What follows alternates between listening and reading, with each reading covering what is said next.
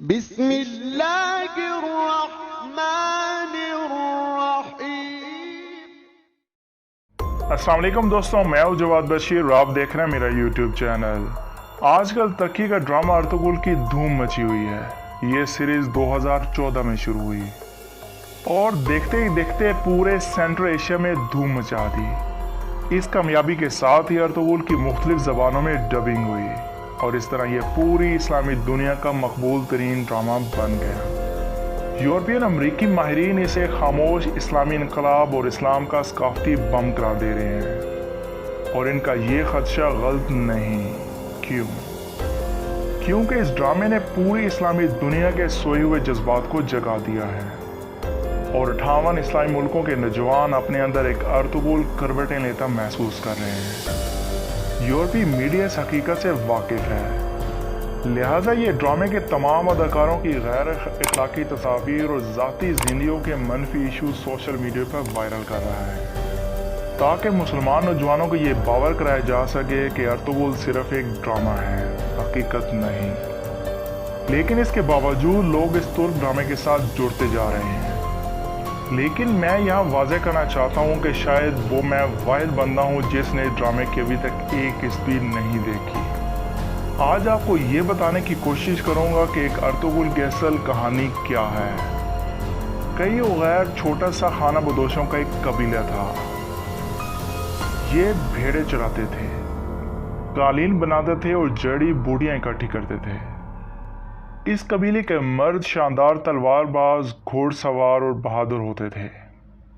یہ شام یعنی سیریا کے مختلف وادیوں میں خیمے لگا کے رہتے تھے۔ جب کسی جگہ پانی یا چارہ ختم ہو جاتا تو یہ خیمے اکھاڑ کر آگے چل پڑتے تھے۔ 13ویں صدی خوفناک جنگوں کی صدی تھی۔ شام اور فلسطین میں صلیبی جنگیں چل رہی تھیں۔ کئی قبیلے اس خون خرابے سے بچنے کے لیے کبھی شام بھاگ جاتا تھا اور کبھی موجودہ ترکی کے مختلف علاقوں میں چھپتا رہتا تھا۔ سلیمان شاہ قبیلے کا سردار تھا۔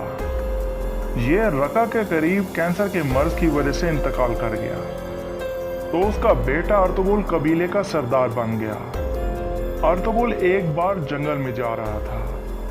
اچانک اس کی ملاقات درویشوں کے گروپ سے ہو گئی۔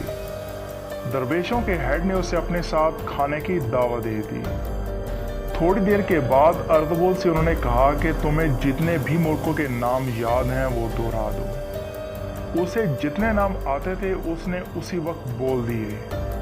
درویشوں نے اس کی طرف دیکھا، مسکرائے اور بولے، اے چرواہے جا، یہ سارے ملک تمہارے ہوئے، لیکن صرف ایک شرط ہے۔ اس نے حیرت سے ان کی طرف دیکھا۔ وہ بولے، تمہیں اور تمہاری نسلوں کو یہ وعدہ کرنا ہوگا کہ تم کسی قیمت پر اسلام اور ایمان کے راستے سے نہیں ہٹو گے۔ اس وقت ارطغرل کے پاس اپنے گھوڑے کے لیے چارہ اور خیمے کے لیے 10 فٹ زمین بھی نہیں تھی۔ اس نے فوراً سینے پہ ہاتھ رکھ کر ہاں کر دی۔ درویشوں نے اسے گلے لگایا اور مبارکباد پیش کی۔ درویشوں کے ہیڈ حضرت محی الدین بن عربی تھے۔ ابن عربی نے ارطغرل کے گلے میں ایک تعویذ ڈالا اور اس کی تلوار پر ہاتھ پھیر کر کہا، یہ تلوار جب تک اسلام کے لیے اٹھتی رہے گی، یہ کبھی تمہارے اور تمہاری نسل کے ہاتھوں سے نہیں گرے گی۔ اس کے بعد انہوں نے فرمایا کہ میری زندگی زیادہ نہیں ہے، میں دنیا سے چلا جاؤں گا۔ یہ یاد رکھو، میری بعد میری قبر گم ہو جائے گی، لیکن جس دن شین سین میں داخل ہوگی اس دن میری قبر دوبارہ ظاہر ہو جائے گی، اور اس سین کا تعلق تمہاری نسل سے ہوگا، اور اس سین کو میری قبر کے ظاہر ہونے کے بعد نبی پاک صلی اللہ علیہ وسلم کی تلوار اور خانہ کعبہ کی چابیاں ملیں گی، اور اس کے بعد دنیا تمہارے عروج پر حیران رہ جائے گی۔ ارطغرل کو ابن عربی کی یہ بات سمجھ نہیں آئی، لیکن یہ پیشن گوئی 300 سال بعد منوان پوری ہو گئی۔ یہ پیشن گوئی کیا تھی، یہ کیسے پوری ہوئی، انشاءاللہ میں اپنی اگلی ویڈیو میں بتاؤں گا۔ ابن عربی اپنے شاگردوں کے ساتھ حلب روانہ ہو گئے، جبکہ ارطغرل نے اپنا قبیلہ لیا اور یہ چرگاہ کی تلاش میں انقرہ کی طرف روانہ ہو گئے۔ انقرہ کو اس دور میں انگورا کہا جاتا تھا۔ یہ لوگ سفر کرتے کرتے انگورا کے قریب پہنچے تو پہاڑ کے نیچے ایک خوفناک جنگ چل رہی تھی۔ یہ لوگ پہاڑ پر کھڑے ہو کر جنگ دیکھنے لگے۔ جنگ میں ایک فریق بری طرح مار کھا رہا تھا۔ ارطغرل کے دل میں اچانک کمزور فریق کی مدد کرنے کا خیال آیا۔ اس کے پاس 400 گھڑ سوار تھے۔ یہ لوگ اپنے گھڑ سواروں کو علب کہتے تھے۔ اس نے اپنے علب کو اشارہ کیا، یہ پہاڑ سے اترے اور کمزور لشکر کی مدد شروع کر دی۔ یہ کمزور لشکر کے لیے غیبی مدد ثابت ہوئے۔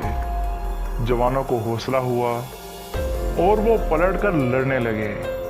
جنگ کی شیپ چینج ہو گئی۔ ہارتا ہوا لشکر جیت گیا اور جیتتا ہوا ہار گیا۔